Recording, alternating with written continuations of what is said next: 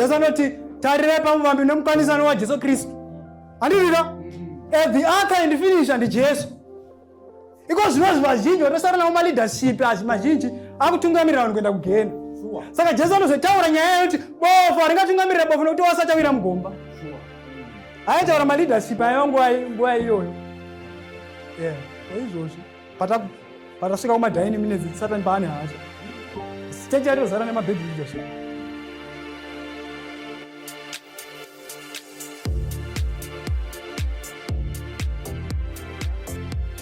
Kwazisai mbose sangano raJesu. Amen. Ndakutenda Mwari atisanganisa muzuva ranhasi kuti tiwanikwe tichidzidza nezveukuru hwake. Even pachishona chedu pakukura pachivanhu zvinonzi izvo mwana kana akura akuzvishandira anofanira kudzoka kumusha achiona mai. Handizvo? Pano ndo pandakarerwa. So ndinofanira kuti ndichidzoka tichiona kuti mai vari sei. So Mwari atitungamirire patichadzidza muzuva ranhasi tiri pamwe chete. Okay, ndisandapinda munyaya yemharidzo. Handi nhasi izuva rekunamata. Dai kunga kuri kwedu katakambokura tichienda. Daigona kunzi nhasi madzibaba ari kushandira vanhu. So nhasi toda kushandirana. Handitika? Tinowanza theory masawadha. Asi pakupfugama apa hatidi. Ndosaka tichirohwa ndare naSatani. I'm serious. Saka Satani anogona kukudonedza musha wacho. Une SOP musoro. Nokuti kuti uimplemente zvawakaverenga paSOP zvinoda kuti simba remunamato riunge riripo. So pada kutsangana kunamata nevanhu vane special problem. Vari kuti iri dambudziko ndanga kutoita give up. Vane kurwara kwainako pamwe marriage dziri kunetsa marriage. Tinoda kuti Mwari achikubatsirai simudzai maoko nekutenda. Kuti Mwari ari kugadzirisa nyaya dzenyu.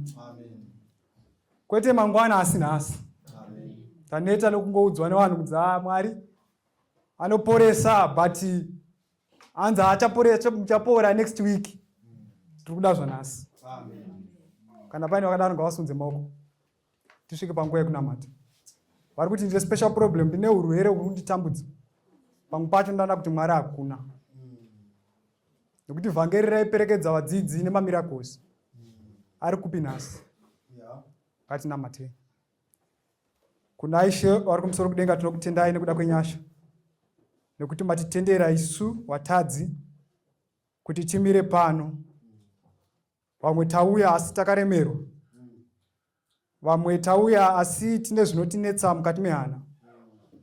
Chishandirai mumwe nemumwe nenzira yakatsanangurika. Tinoda kuona results nekuti takatenda Mwari anoporesa ipapo ipapo. Batsirai mumwe nemumwe nedambudziko rake. Vamwe vane urwere panyama. Mumwe wacho wakakonzereswa pamwe neupenzi hwatakaita. Mwari tinokumbira kuti mutiregerere. Tangaiwo nesu patsva. Uyawo makaitira nyasha makati ndasu satadzazve. Kana mavaporesa vamwe mavabudisa muchitema. Vaziye zvekuraramira. Vagadzirire kuya kwenyu kwechipiri. Chibatsirai mumwe nemumwe pautera hwake. Vamwe mamarriages akusheka. Mwari dzoseraiwo tariro mukati meupenyu hwavo. Chichibatsirai mumwe nemumwe muadresi dambudziko rikunetsa. Vamwe mheta makumbo. Vamwe misana inorwadza. Tinorayira nezita raJesu kuti podzai nekuda kwenyasha dzenyu. Nesa dzose muzita raJesu akatipfira pamuchinjikwa. Amen. Okay. Takupinda mukati menyaya yedu. So tisati tapinda mukati menyaya, nditendere ndiite short prayer. Ishe tinokongai, tinokudai, mweya mutsvene ngaataure nevazhinji, musimudzirwe ndigodzikisirwa. Ponesai vanofanira kupona nekuda kwesimba renyu. Kune vakasungwa naSatani vasunungurei patichataura shoko iri. Nesa zvose muzita raJesu akatipfira pamuchinjikwa. Amen. Okay, toda kutenda. So nyaya toda kuti tifambe nayo mukati mezuva ranhasi. Ine musoro wokuti Satan, the betrayer of stewardship. Satan the betrayer of stewardship. So nokuti kana ndakatarira nyaya yekunamata, Mwari achitaura kuna Isaiah 58 kubva pavhesi 1, anoti tarirei ruoko rwaJehovha harina kupfupisa kuti rukoniwe kuponesa, zvikanzi nzeve yake haina kuremera kuti ikoniwe kunzwa. Vhesi 2, asi zvakaipa zvenyu zvakakuparadzanisai naMwari wenyu, zvivi zvenyu zvakakuvanzirai chiso chake kuti arege kunzwa. Saka how can we become faithful panyaya yeprayer? Isu tisiri faithful panyaya yekufamba muzviwi.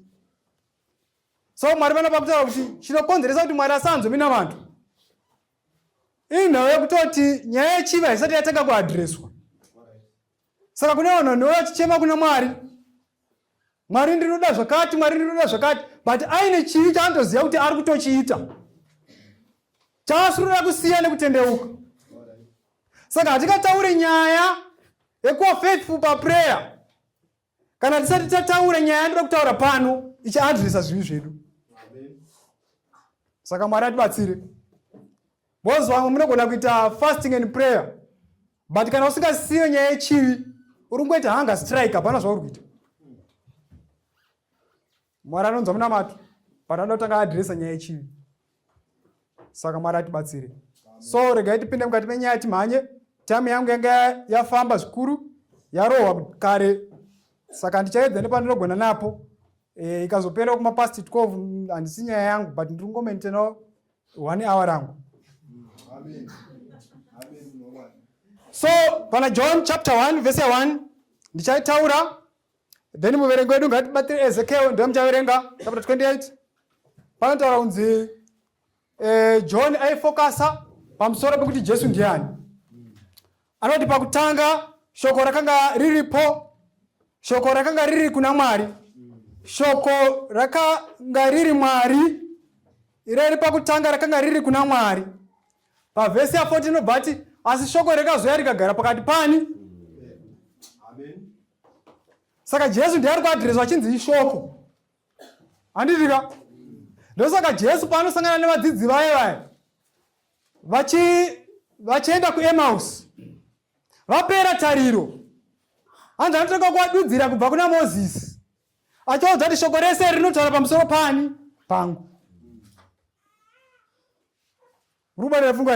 Amen. Saka nyaya iripo ndeyekuti kubva kuna Genesis kusvika kuna zvakazarurwa ndi Jesu akutaura newe. Saka kune vamwe vanhu vokuti ukada kutaura nyaya dzedressing dziri mubhaibheri vandisiyana nadzo, paridzai Jesu. Jesu wakaparidzirwa yoyo ndiwo kunyepa. Kana Mwari achiadhiresa nyaya dzedressing ndi Mwari akutaura newe. Kana Mwari achiadhiresa nyaya yesabata ndi Jesu akutaura newe. Kana Mwari achitaura nyaya yekuadhiresa nyaya yechegumi ndi Jesu akutaura newe. Jesu anoti munhu angararame chikwabedzi, asi anorarama nemashoko ose anobva mumuromo mani, asi masawadha ane paanoda nepaasingade. Kana muchitaura nyaya neboshikara vanomhanya naye bhosi tinoadhiresa maRoman Catholic. Ukati ngatitaure nyaya dzedressing dzamuri kukoniwa, watobudirana nawo, hanzi maakutituka.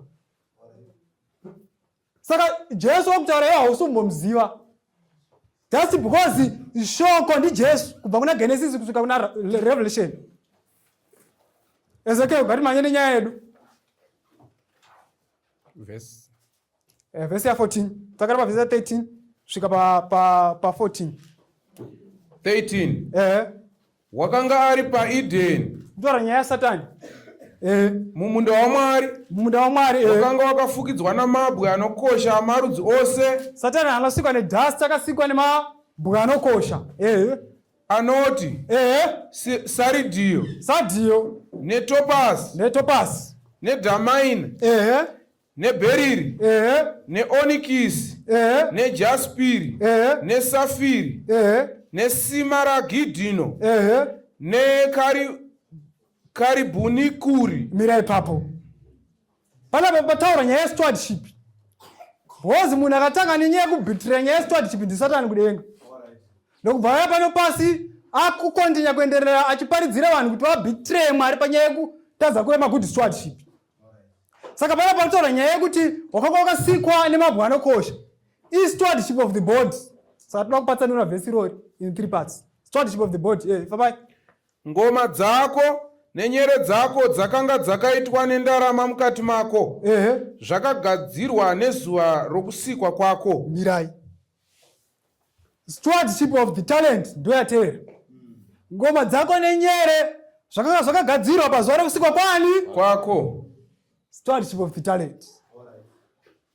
Saka vanhu vanopandukira Mwari vapiwa matarenda. Havana kutangira pano, ndi Satani ari kuendera nenyaya yake yakatanga kudenga. Verengai. Vhesi 14. Iwo wakanga uri kerubhi rakazodzwa raifukidzira areka. Ndikakugadza ukava pamusoro pegomo dzvene raMwari. Waifamba-famba pakati pamabwe omoto. Mirai. Stewardship of the possession. Zvikanzi Satani basa rako ndeye kufukidza areka. Handidika? Wakanga uri kerubhi yakaita sei? Yakazodzwa. Basa rako ndere kufukidzira chinyi? Areka. Basa rako ndere kufukidzira areka. Ndo utariri hwawapiwa ipapo. Usavhura bhokisi iroro. Endofukwa ndi Satani anenge akavhura. Akaona zvakanga zvirimo. Wozi akaita musikanzwa. Zvikanzi panapa nyaya yestewardship yakatangira kumusoro kudenga. Satani akoniwa kuve good stewardship. Saka kana uri munhu waMwari uchida kuve good stewardship, stewardship of the body, kamusikiro kwakaitwa naMwari, haufaniri kushandisa mwiri wako zviri against akakupa. Afambai neni. Amen. Haufaniri kushandisa mwiri wako zviri against akakupa. Kune vanhu vanoonererwa. Handidika? Vachipiwa mbiri nenyika. Kunzi maelebhoni. But maelebhoni unozokubatsirei pakupedzisira kana uchizokandirwa mugehena. Jesu anoti zviri nani kuti munhu kana ruoko rwake richimutadzisa ari dambure pano kuti pakupedzisira muviri wese uzokandirwa mugehena. Saka zvinobatsirei kunzi uri elebhoni. Zvinobatsirei kunzi une structure, but structure yacho uchiishandisa kutora varume vanhu. Ndo zviri against God, guys. Takutoshandisa muviri kuti unongovatiwa pese pese, uchivata pese pese nemango madzenga yakomana ari muno. Saka muviri haufaniri kushandiswa zvinhu zviri against God. Nekuti akakupa akati muviri shandisa, but usandipanukire.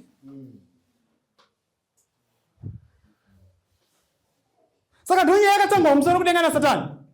Beauty yake ndiyo yakamunyengera kudonha kwake. Akazonoti ndinenge ndiri nani?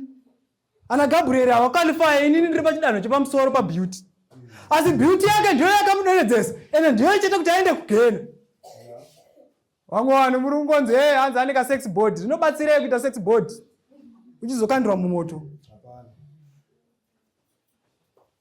Zvinobatsirei kunzi uri elebhoni wakabatana, but body yacho uchiishandisa kuita adultery.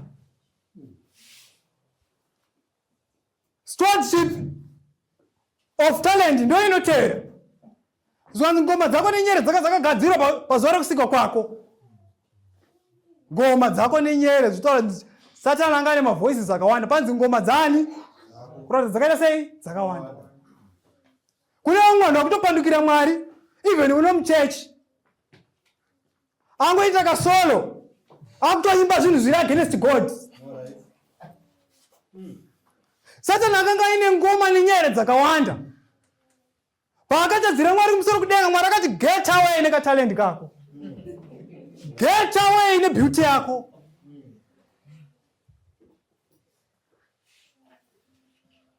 Pane kamwe kagrupu aeti kane mbiri handikataurire nezita. Munokaziva, munokateerera mayuti. Kakazomiswa recently apo. Kakuimba dhanzo. Tikati kudziva kuti hamuna mweya waMwari wapfana. Music ten tamukuintroduce mukati mechechi ndeta Satani iti. Tekupandukira stewardship yekumusoro kudenga. Unoimba chii? Kana ukapiwa voice naMwari hauimbe zvemasvikiro zviri against God. Kana ukapiwa naMwari voice hauimbe nyaya dzedoro. Hauimbe nyaya dzeuroyi because iwewe hausi kufanira kushandisa talenda riri mauri pakuita sei patukira Mwari. Sasa nakakanaka kudarika iwewe. Saka chikakukwanisa kuti uraswe naMwari chii kana uchishandisa talenda rakakupa kuti zviri against God. Stewardship of the body.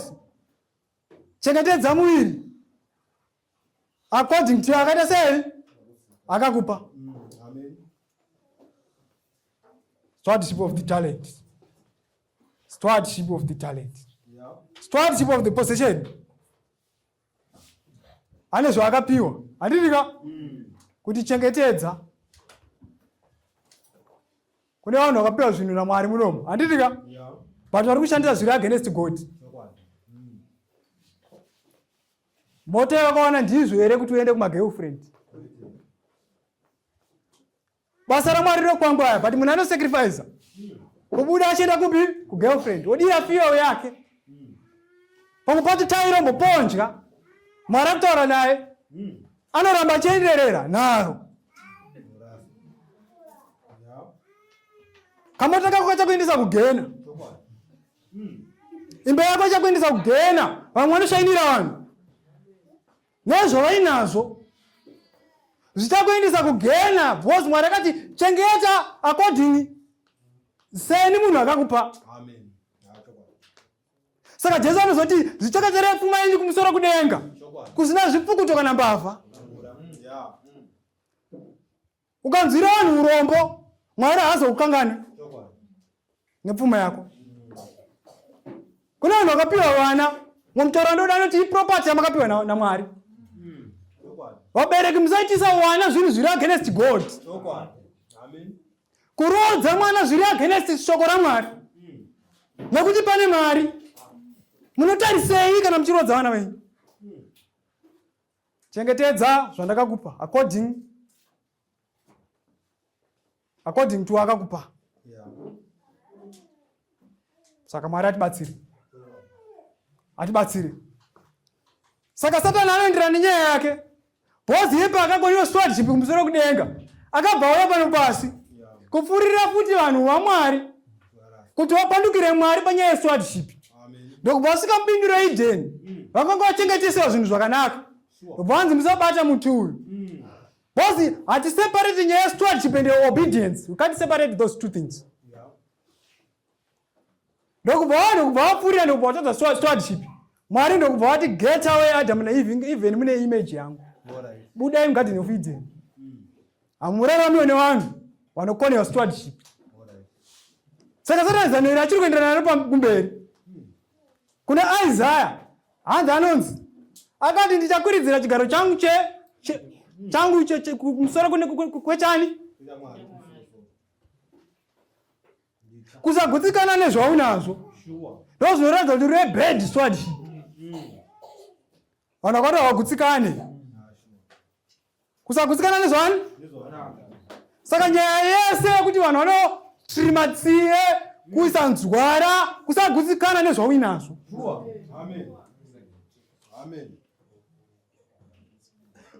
Nekutsvuka iwo kura kunge mangu. Nekuisa kala yebvudzi isiri yemusoro mako.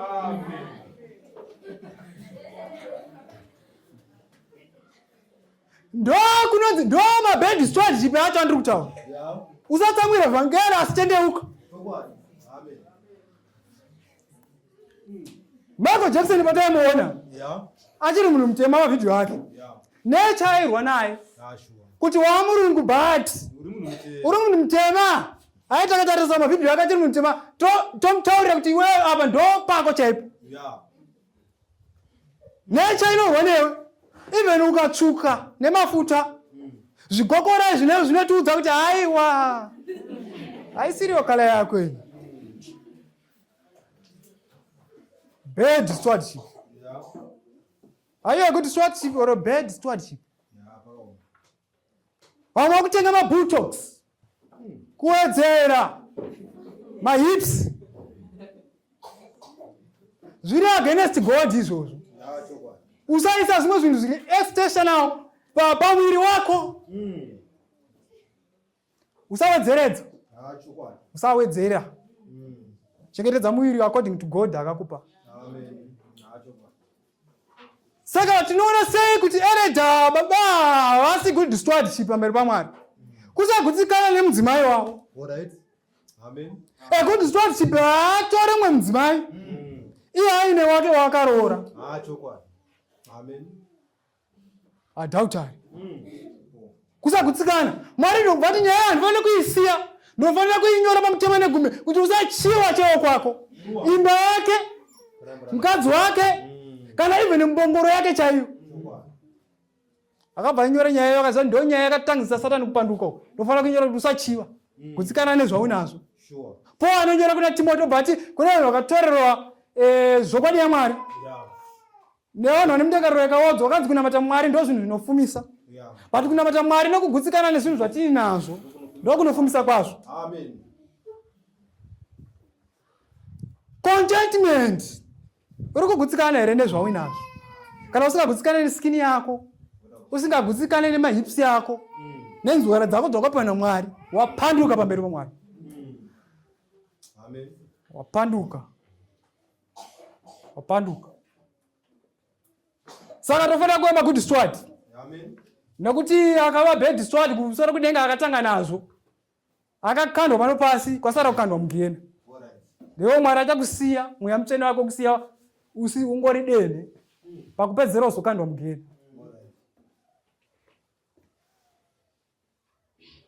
Handitika?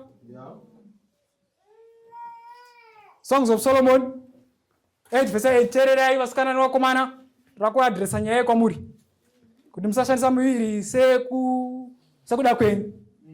Songs of Solomon hanzi tine chinun'una chigere kuziva kuwana mazamu. Tichadini kuona chinun'una chedu nezuva rachakumbirwa. Kana ari rusvingo teresai. Kana ari rusvingo tichavaka pamusoro pake kashongwe kesirivheri. Kana ari mukowa tichamukomberedzana namapuranga emisidhari. Aluza vari. Kana asiri mukowa tichamukomberedza nesilva. Asi kana ari mukowa tichamukomberedza nemapuranga emisidhari. Aluza vari. Saka tiri kuti vasikana chengetedzai value yenyu. Usangovatopasa pese nemadzinga ari muchechi. Nevakomana sungayo zvino zvenyu. Musangovata pese pese nevana vevanhu. Baba vakatarisira pfuma. Vauya pazuva rekuroorwa kwemwana wavo. Vochaja mari. Wakawazotanga zunguza musoro kati amudhara mwana wako chidhura. Hauti chaje mari yakadaro. Eshemu yaonesa kuna baba wemwana musikana. Apa mamwe mayuta ari muno mawa kuti atekurukuruta tiri twana tudiki. Utsinye wawinawo. Kuita tekurikuruta. Kudza ari paside kuti mabiyangu. Kuoma moyo saPirato. Kunaona kaoma moyo saPirato pana. Vakuti atekurikuruta. Ene nemiwo bereke mufana kuchenjera. Munofana kuziya kuti munofana kutaura nevana wenyu. Musati hanzi asati kuita zvevakomana haachiri mudika. Iwe mune mbada muno. Gara umutaurire kuti pachechi pawe tiri maKristu edu. But brother ningi ndiri kuanzwa nyaya dzawo dzari kufamba chiita. Inyoka. Akasvika pauri usamire. Tiza neupenyu hwako. Ndo vabereki vakachenjera. Vekuti mune zvamunoonawo kavabereki. Zvisingaonekwa nechii? Nevana. Taura kuti ningi naningi inyoka ndiri kunzwa mafambiro ari kuita. Vakomana ivavo. Because unozvawo mukowa. Wese anoda kudzidzira kutasva anotasva pauri. Wese anodzidzira kuda kubata anobata pauri. Iyo ndotora classroom yacho. Laboratory yekusainzi. Yekuita majob testing. Vanhu vachibata hanzi batai zvenyu. Achifamba nekatheme song yekuchechi kaya kuti hanzi zvese ndikupa. Hanzi tora henyu. torai henyu uchibatwa hanzi torai henyu izvo zvinozvi wakutokuita kanzi ndiyo Mariam Sandi bozi wakomana uri uno mune udzinga hwavo zvine pride kuenda uchitaurirana kuti ndakavata naye and then muwouya saka uroti ndi Mariam Sandi sister Nindi zvese vanongoti zvese ndikupa vakutodzimari Maria muzere negracia hanzi havatsvene vai vatsvene papi kupa vanhu upombwe hanzi musava mukova vasikana kuratidza zvinozora muchakumbirwa vabereki wenyu vanotsvaja vakasununguka. Nyaya dzatiri kutaura idzi dzekuzvichengeta semusikana unzwa vanhu vadzo vakutaurira izvozvo isusu hatisisiri mhandara ari kutituka nasi kukutuka nokuti poita udzenga hwako indanga ndisipo saka ungati wofoira metsi isi takudzidzisawo vari kuteera kumashure kuti vasaita upenzi hwawakaita obva watataka kuwafurira kuti metsi hadzina basa dzine basa asi ndiwo wakafoira. Saka takutaurawo nevakanin'ina wako wasara kuti vasaita upenzi hwawakaitawo iwewe zvako izvo kuti hanzi iwewe wakaita sei mheno tsamwa hako nekuti ndanga ndisipo pawakaita zvinhu izvozvo handisipo saka usandipe mhosva yandisina iwewe ndiwakaita upenzi. Saka vasikana zvichengetedzei mutize shumba idzi dziri kuruma dziri kuno muchechi nedzekunze hamwe wacho makatoita kare patitendeuka nekuti hatisisina nguva isu vhangeri mazuva ano takuti ari kusanyaura because nguva yapera ndezvako izvo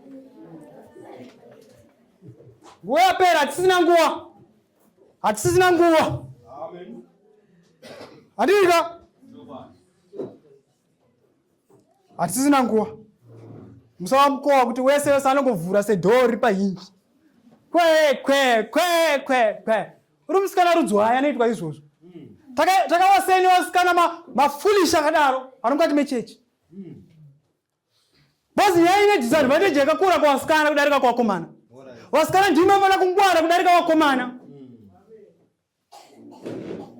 vamwe vakudetsekana nembereko vamwe vakudetsekana nezvakati nezvakati mumwe mereji dzakuparara wakufunga uya wakasangana naye pakutanga mufambe zvakanaka semayuti mufambe zvakanaka handirika so nemi wakomana muzizive regai ndikutaurire mwana andotaura kuna Jeremia anobva ati Mwari pajudgment ndichatongera vanhu zvibereko zvemabasa avo handirika saka mumwe munhu akaenda mumereji mereji yo ikazopazika nekuti akufunga iwewe zvibereko zvemabasa ako saka rikudza kutendeuka nyaya idzi dzichakuteera handitika nyaya dzichakuita sei newe wasikana anosejuza vakomana akaita zvaunoita newe akazenda mumereji akazotanga kompeya akaonati iwe urinana akapaza mereji zvibereko zvemabasa ako ndo zvibereko zvemabasa zvichakuteera kana ukasatendeuka. Tipambei pichana ninya yedu nekuti takuda kunopedza. So Mwari akadzinga Satani kumusoro kudenga atadza stewardship akati get away. Adam naIva atadza stewardship ndobva anzi get away. Saka hakuna kuzoporeswa kana achikonewa nyaya ndikutaura. Ini ndiri muti wosemi. Dai nyaya yanga singararamike ndaisakuparidzirai.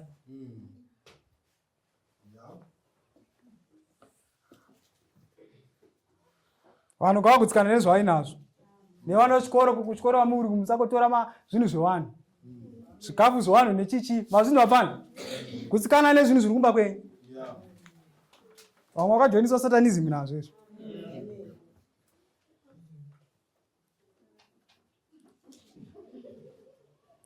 Mwari akutaura kuna vaRoma chapter 1 verse 26 hatichaiverengesa zvedu. Mwari anoti Mwari wakavaisa pakuchiva kunonyadzisa nekuti vanhukadzi vava vakashandura basa ravakasikirwa. rive basa ravasina kusikirwa. Saizvozvo vanhurume vakasiya basa ravakasikirwa, rakasikirwa munhukadzi, vakakundwa nekuchiva pakati pavo, vanhurume vachiita zvinonyadza navarume navanhurume, vakapiwa mukati mavo mubayiro wakafanirawo kurashika kwavo. Lesbians, ngochani dzazara dzirimo muno. Kusagutsikana, wakanzi uri murume iwo uchagutsikana wakuda kuita mukadzi. Mumwe murume achikuita mukadzi iwo uri murume ane ndebvu. Ndozviri kutaurwa apa izvi. Kana Mwari asina kurega Sodoma neGomora, kana nyika yanhasi haisi. Nyika yanhasi haisi. Ungochani. Uri mukadzi hatide wakomana kapesi iwe. Waita sei? Uri kumodhera chii? Murume redza kuti uri murume.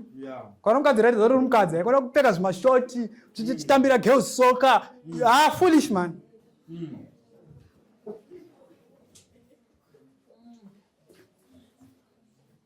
Foolish. Regai tifambe nenyaya yedu.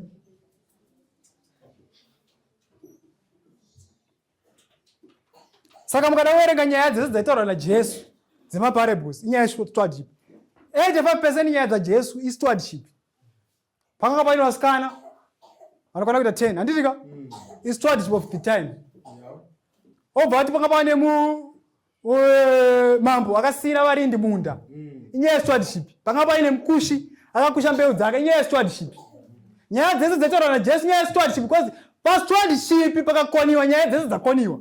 Stewardship nemutemo hazvisiyani. Mutariro akanaka nemutemo hazvisiyani. Saka Mwari atibatsire. Handitika? Mwari atibatsire.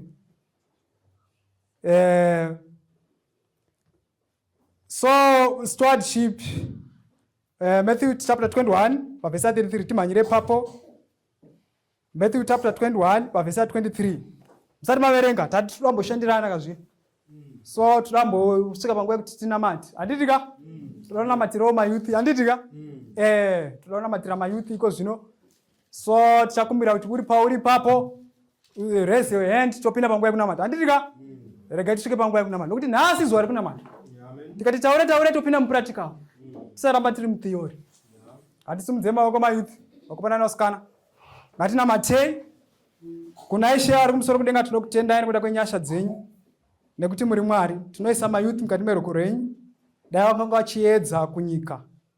Vasamhurisa zita renyu nekamufambiro nekamuitiro. Nekuti vekunyika vanoti tinouyireko kuchechi kana vekuchechi vachidai. Chibatsire mwe nemwe paupenzi hwakanga achiita. Agodzoka kwamuri nekutya nekurevesa. Nguva yapera Mwari takuma dying minutes. Takupa 11th hour. Mayouth emuchechi vedu achiri akarara hope. Chivapeputse pahope. Mumwe nemumwe akaita neupenzi mumuregerere.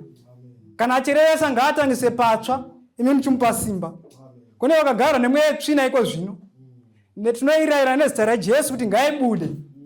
Nekuti mweya tsvina inokonzeresa kuti vamwe vanhu vasindimare muzviwi. Chivapayo tariro kana vakugamuchirai muzita raJesu. Amen.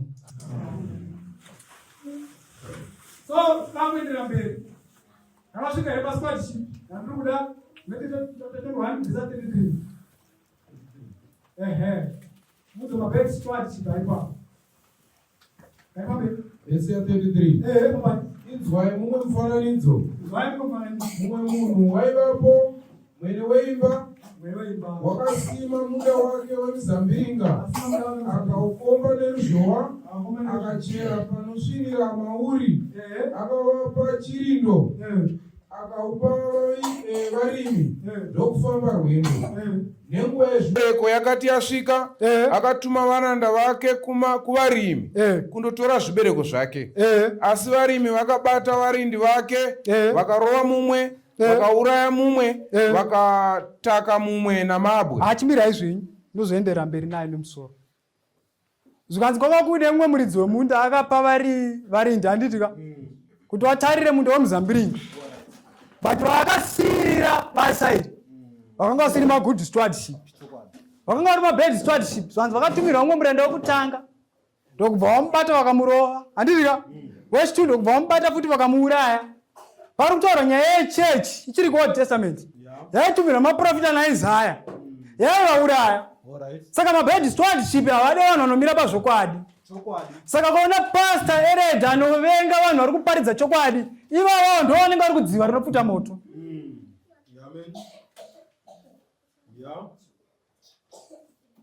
Saka mabed stewardship hondo yatotanga kubva pana Kaini naAbel. Yatotanga kuti uyu anoteerera Mwari the good steward. Kaini haasi good steward, saka anobhoikana nemabasa ari kuitwa nauyu. Woza anoexpose mabasa avo. Saka mabed stewardship havafare kana uchiparidza chokwadi nekumira pamaprinciples. Vanoti ava kuzotituka. Ivavo ndo mabed stewardship vanonga vari kudziva rinopfuta kwacho iko. Saka tendeukai. Hanzi ndobva wati pamwe ndikatumira mwanakomana wangu wangamuremekedza. But wakamubata chivindi chine mabed stewardship. Kubata muponesi Jesu ari Mwari. Kuuraya Mwari. Zuva rikatsinzina rikati zvaitwa nechisikwa handingazitarisi. Kuuraya tense. Bed stewardship. Vane hatred novanhu vanomira pamaprinciples. Vane hatred. Saka kune mamwe mafundisi asingade kuona vamwe vanhu vanotaura chokwadi. Ndiwo vatotozara navo. Mhando dzemafundisi atainawo mazuva ano hadzisisiridzo vazhinji vacho. Ndo vanoteera uchiti ndo role model yangu. Asi ndakaona mukadzi wamufundisi akapfeka zvakadaro. Wakapfekirei? Ndakamuona mukadzi wamufundisi. Vamwe mafundisi havana mweya. Saka wakanotorawo mukadzi wasinawo mweya. Ana Jezebheri kuuya kuzopatisa chechi mukati meino chechi. Ndo basa raakavinga. Fambi dzavakauya nadzo mune muchechi dzakutedzerwa nevamwe vanhu vari muno. Saka usateerere leadership kana ichiita zvinokupesana naMwari. Jesu anoti tarirai pamuvambi nemukwanisano waJesu Kristu. Handirika? The author and finisher ndiJesu. Iko zvinhu zvazhinji vatosara navo maleadership mazhinji akutungamirira vanhu kuenda kugena. Saka Jesu anozotaura nyaya yekuti bofu haringatungamirira bofu nokuti wasachawira mugomba. Aitaura maleadership aiva nguva iyoyo. Kwa izvozvi patasvika kumadhaini minutes Satani paane hasha. Chechi yatozara nemabed leadership. Handirika? Jesu anoti bofu haringatungamirira bofu vese vachawira mugomba. Aitaura nyaya yekugena. Aitaura maleadership aiva nguva iyoyo. Handirika? Saka kutungamirirwa naJohn the Baptist kana Peter asina kuita theology. Asina kudzidza. Chechi inofamba. Dhani kutungamirirwa naAnas naKefas vakaita theology asi vasina mweya.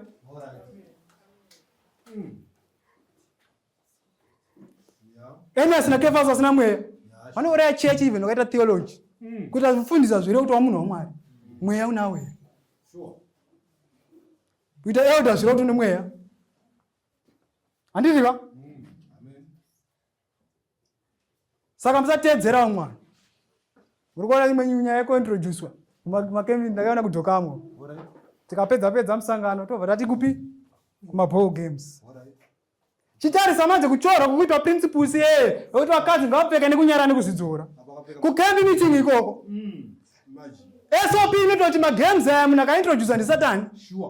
Saka mungana kutora zvinhu zvokunyika kuti muye nazvo kuti mukoke vari kunze. Munounza zvidhura muno vakateera nyika yamakaratidza kuti irimo muchechi. Havateere Jesu. Utarise zvinhu zvakapfeka nevakadzi ikoko. Utarise. Watarise kana wakuita magames acho.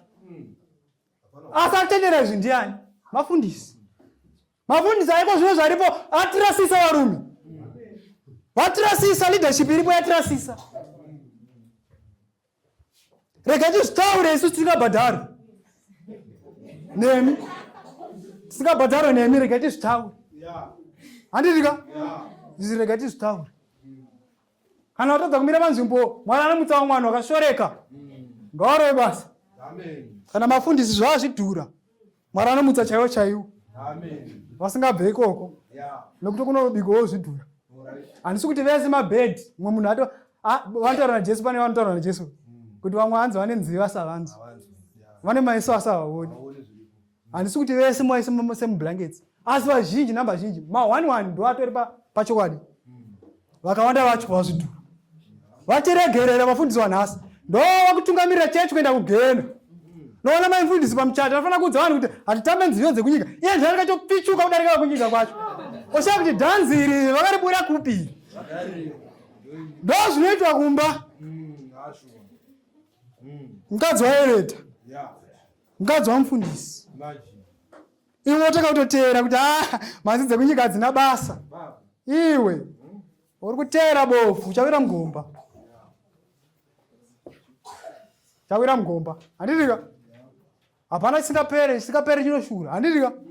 Hanzi Mwari haana kurega vatumwa vakatadza asi akavachengetera mutataro kuti vazovaisa mugenda. Tina vanhu vaifarisa isu pauyithi hwavo. Vamwe vaifamba vakamisa chest kudai achionerero achipinda pese pese. Asi time imwe yakazorwara hatina kuzomuona achiuya kuzotorwa nedzimwe mota. Urwere manje ufire pazvivi papa unofire mufiro benzi. Vamwe vatotaidzidza navo vachionererwa vachifamba vakamisa machest asi ukaona nhasi vadzikama baba. Mazama aonererwa nawo aya ari mubhazi anoda kukanda nokumashure so valiwe yapera vakutara kukanda. Udza ari padivi pako kuti mabi angu usatsama tendeuka. Todiriko nguva yapera makomurets tapa 11th hour but takarara toitei.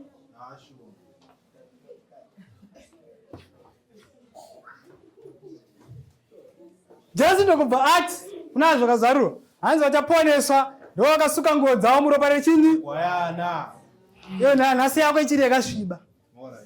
Yako ichiri yakasviba. Saka Jesu anozobvunza pana Matthew chapter 11 akati daitarisira kuti izvo zvimwe pandichauya munenge matendeuka bhosi John andivhurira chinzira. Ari kupadzira vanhu zvivi kuti vasiye zvivi but pandiri kusvika musati matendeuka. Saka Jesu ndobva takabvunza munzo hanzi makamaende kunoonekwa kurenje. Saka chamaendera kumunzwa John achiparidza kurenje chiko nemusavatu.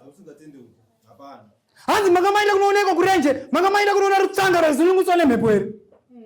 Makamaenda kunoona muprofita here aifuka ngonyoro. Anofuka ngonyoro ndo ari mudzimba dzemadzimambo. Yesu akabvunza kuti makamaenda kunodii kurenje. Wanga uzodii kusavata wakauya kuzodii.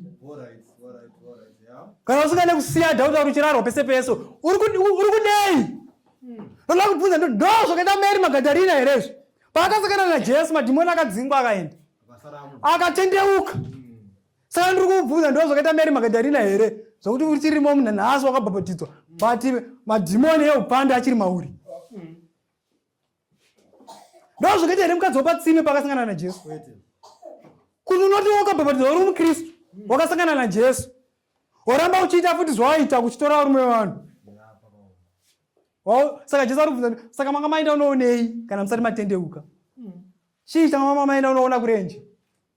Vamwe vanhu ndikuvabvunza kuti mazoonei mazoentertainwa nenyika kakwaka kuchipisa watendeuka here nekuti nguva yapera. Wangaenda unoonei usavata kana usingadi kutendeuka. Handitika Mwari achakubvunza mubvunzo wekuti waenderei kuchechi zvawapinda mugena uchimbopampadza nguva usiri serious. Saka vamwe vanhu twakabvunza kuti makavingei kuno. Saka kuna vamwe vanhu vakasangana naJesu pana mano 2 kuna vanhu vakasangana naJesu koza vanhu vakateera Jesu. Vanhu vakateera Jesu ndana Judas Iscariot takaitira kuchemerera kuti Jesu ndoda kuteerai. Iye ndiye akateera Jesu nekuti haana kuzotendeuka. Vamwe 11 ava vakawana nguva yekutendeuka. Iye haana kutendeuka. Saka kuna vamwe vanhu vakateera Jesu vasina kusangana naJesu. Saka zvaunoita muno muchechi uchizoti wakabhabhatidzwa zvinoratidza kuti wewe hauna kuita sei kusangana naJesu wakateera uchiri mupishi pautsvene. Saka Jesu anobvunza kuti makavingei. Handitika rega tivharire nguva yedu takutopedza one ava futi vangu haisati yatombokwana saka mofanira kuti kutofara bhozi one ava haisati yakutombokwana asi ndakutonopedza bhozi pandatangira ndiri kupaziva. Saka rega tipedze takutovharira. Handitika rega tiende Stewardship, stewardship of the environment, Deuteronomy chapter 23, verse 12. Sorry, ndanga sina kugara ndakupai. Verse 12. Verengai. Iwe unofanira kuva nenzvimbo kunze kwemisasa kwaungaenda. Stewardship of the environment. Verengai. Unofanira kuva nechirayawo pakati penhumbi dzako dzokurwa nadzo. Zvino kana woenda kunze unofanira kuchera nadzo ndokuzofusira zvinobva kwauri. Saka wanoita zvehealth wakaba kuna Mwari. Hausiri wakatanga nazvo ana ema. Handitika? Hanzi paunoenda kusango verengai futi pazasi. Ndopandinoda. Unofanira kuva nechirayawo pakati penhumbi dzako dzokurwa nadzo. Zvino kana woenda kunze unofanira kuchera nacho ndokuzofusira zvinobva kwauri. Pazasi verengai. Nokuti Jehovha Mwari wako unofamba pakati pemisasa yako kuti akurwire nokuisa vavengi vako mumaoko ako. Naizvozvo misasa yako inofanira kuva mitsvene kuti arege kuona chinhu chakaipa pakati penyu akufuratire. Saka nyaya imwe inoita kuti Mwari afuratire mwana vari pano ina yekusagona kuva magood stewardship of the environment. Handitika? Mumba munoita kunge panze. Handitika? Senge nguva kuna pamwe pacho pamba ukasvika unototi pamwe uchati tisvikeyo asekuru. Nekuda kweuchapa nemasora anenge azerepo. Saka hatina musaadha anoda kuziva shoko raMwari. Anongorasa bepa pese pese ari mumota. Ngatichengetedze environment isu aifanira kuva pamberi nenyaya iyi. Hanzi naJehovha kuti ndirege kukufuratirai. Handitika? Saka mumadhimoni ari kurova vanhu bhozi ari kungoti pagedhi hapana munhu ari kuda kugwesa nemusana. Nekuda kwekuti vamwe vanhu utsvina wainawo uri kuwadzingira present yaMwari. Clean. Tichanga vandzidzisa kuti unofanira kuva smart. But don't be too much smart. Handitika? Kuti unoda kuzvishaina wakageza asi ukapinda mumba hande kutsvaira marara bhutsurira pasi pambedha. Saka chaklina ndiani? Hanzi ndirege kuita sei? Musasa ngaigare yakachena. Saka tinofanira kuva nemasawadhari pamberi nenyaya idzi. Handitika? Uri musawadhari rudzi asingazivi izvozvo. Handitika? Unongokanda zvinhu zvipese pese. Handitika? Mumwe akazorasa chigogo yonzi chi? Zita racho riri kubuda mani. Aiwa isi chebhanana zita racho rikuda kutiza but green paper. Mukadzi ndokubva asvika ndokubva atsvedza. Mukariro wakaita pamwe nekubhlenda kwaakaita. Istewardship yatadzwa nemumwe munhu. Musasa ngaigare yakaita sei? Kanitaurire kana miviri wasikana kana wakadzi. Kana uri chapa unokombidza kuuraya murume neurwere anokasika afa. Handitika? Tomufushira because there's a divine appointment between uchapa nezvirwere. Hazvisiyani. Endai munzvimbo dzine utsvina nooneka typhoid zvakasiyana siyana. Vamwe chidai magara kukalala karibha uko nesora rinotunga pamba penyu maifa nemararia ndimi. Saka Mwari atibatsire tive magood stewardship. Handitika? Pane dzinongowa ndoda kunamatana nababa nanamai. Handitika? Vanamai vari kuda simba. Ngatipinde panguva yemunamato. Munongoreza simba ruoko rwenyu. Tinamate tobva tavharira nyaya yedu. Ishe ari kumusoro kudenga tinokuongai nekutendai nekuti muri Mwari. Pane dzinongowa tavana nababa nanamai. Tinotanga kuisa nababa mukati meruoko rwenyu. Nekuti ndiwo makaita musoro kuti watungamire mhuri. Zvino musoro kana uchinge watsemuka mhuri ikaziva kupi kwekuenda. Vamwe tapamawo principles. Vana vakuita zvavanoda asi tinyerera nababa tigere zvedu. Tibatsire tidzosere uprista hwaifanira kuva patiri. Vamwe nyaya dzekugadzira for the mark of the beast hadzisi musoro medu. Bosi tinofanira kugadzira country living kuitira Sunday law iri kuuya. Chitimutsai mwoyo. Tiite nyaya dzine kutendeka. Kuti mhuri dzedu dzisapararira maguta kana munembo wauya. Chitibatsirai vamwe wacho ropa readhautari riri matiri rinomhanya-mhanya. Tibatsire tidzoke mamereji atakatada kuuraya, tidzosere pakanga ari pakutanga. Jesu Kristu ipaye baba osimba, neso wana mai, vabatsire nokuti ndo vanorayira vana. Homeschooling inofana kuendera mberi navo, asi ivo vakaita udzenga, vana vangatarisa kupi kana namai vachiita zvakadai. Tibatsire tidzokere panzvimbo. Batsirai na baba nana mai vadzokere pamaposition avo. Murume aripresente Kristu, mukadzi aripresente chechi. Ndokutendai nekuti mwanga akupumuka kuenda kurema mudzosa. Nesa muzita Jesu zvose, amen. Akuvharira handirika. Saka rachitaura nyaya yesitwatisipi kuti Mwari ngaatibatsire. Handirika. Kuti panoparidzwa isu tinoita sei tichitendeuka. Handirika. Paul anotaura kuna second Timothy, handirika. Ati pamazuva ekupedzisira uzive chinhu ichi kuti vanhu vachazviunganidzira vaparidzi vanoparidza zvinofadza nzeve dzavo. Isa handiwe zoparidza zvaunofarira. Handirika. Nekuti hausiriwo wandituma. Handirika. Kuti next time musandikoke futi. Mazvinzwa? Yes, musandikoke futi. Saka ndosiyana torowa zvokuenda. Musandikoke futi. Vanhu vamazuva ekupedzisira vanhu vachazviunganidzira vaparidzi vanofadza chii? Vachitsaukira mungano. Ndinoona kuti vanhu vanongopwipwinyika nekuseka pari kuparidzwa ngano. Ngano. Handirika? Galatians chapter 4 verse 16, Paul ndomufarira anoti zvandakuudzai zvokwadi ndava muvengi wenyu here. Zvandakuudzai zvokwadi ndava muvengi wenyu here. Handirika?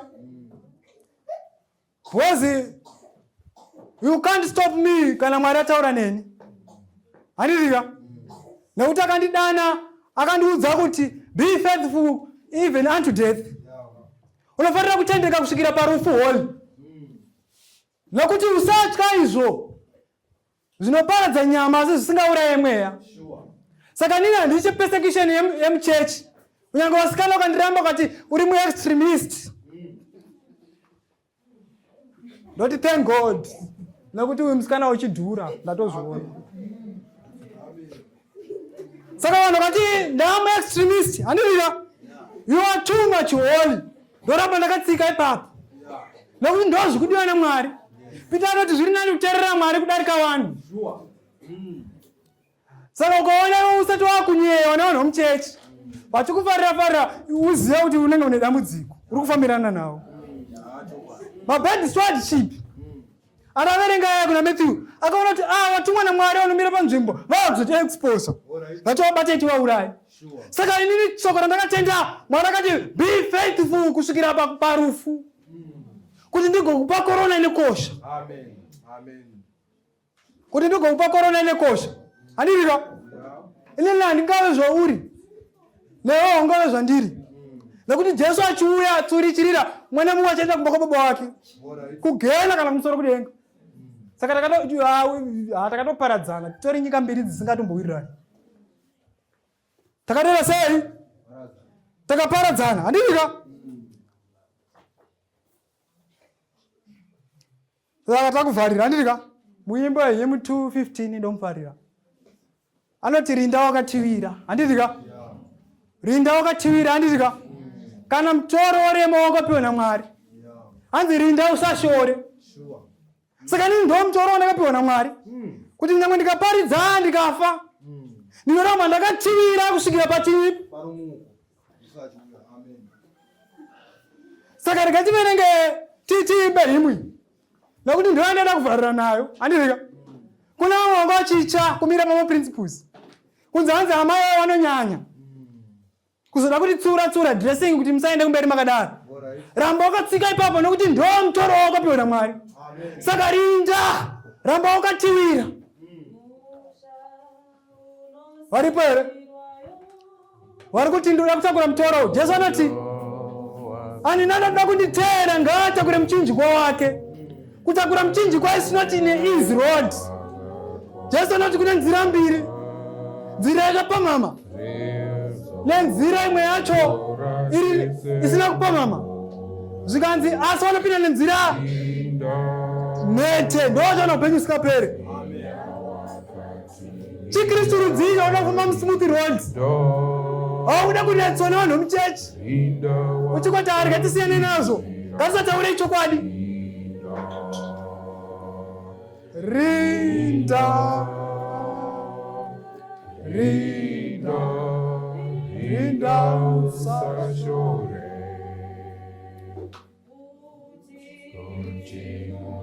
Kuti mtwaro warema. Uyo wakapiwa nani? Wakapiwa na Mwari mtwaro uyo. Mira pa principles changa wasikana wamwe vachiridzenga. Uchiri mhandara nanhasi, mira ipapo. Zvinoshoresa ndo zvichachendesa kudenga. Kunyangwa na baba wamwe wakatiwa uche magirlfriend. Ramwe wakamira ipapo. Nekuti ndo zvichachendesa kudenga. Rinda. Nekuti mtwaro wakapiwa na Mwari.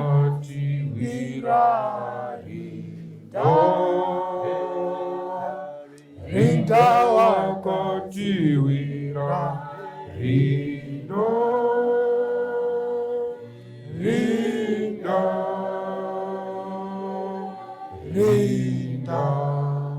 Rinda usashore.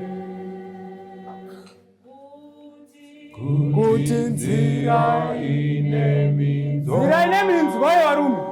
Makanyepera kunzi kuchechi kufamba mutambarakede. Kunyepa. Kuna kunhu kunotorera minzwa. Ndo ichachipurify kuti tiende kudenga. Saka musanyepera kunzi ukauya kuchechi zvinhu zvichanaka. Nyaya kuti wazotambura. Kutamburira vhangeri. Kana tisikagone kumira apa, tichamira sei pa Mark of the Beast iri kuya kumberi? Pamwe nyambo wechikara wagadzirira. Mutemo kunamata sando walapiswa. Uchamira sei nesabata. Kana mambo mapolitics edu. Kutaura kuti hakusisina munhu achaenda kuchechi nesabata. Zuva raMwari.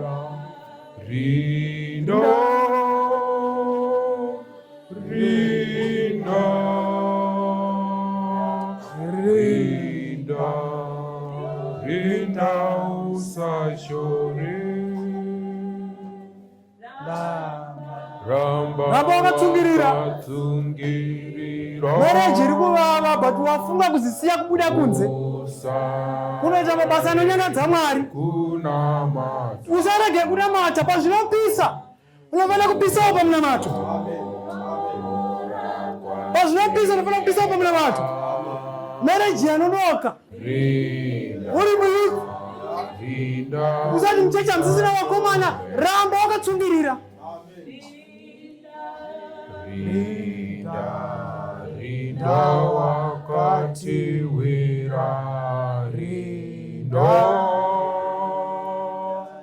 Rinda wakatiwira.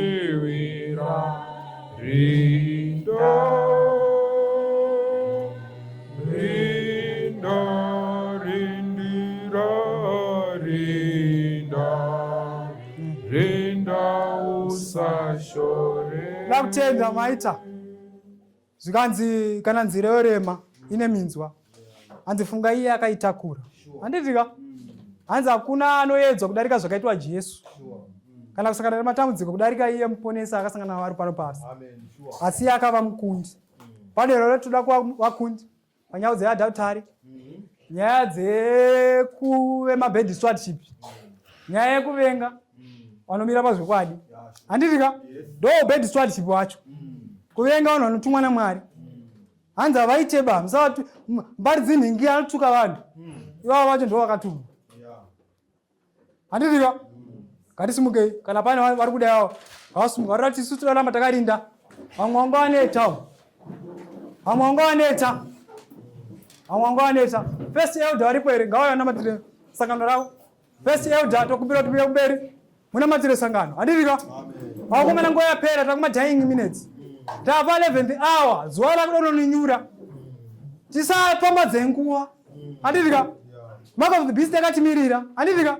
Kana tichikonewa zviduku izvi tazomira sei pamberi apo. Elder namatira isangano.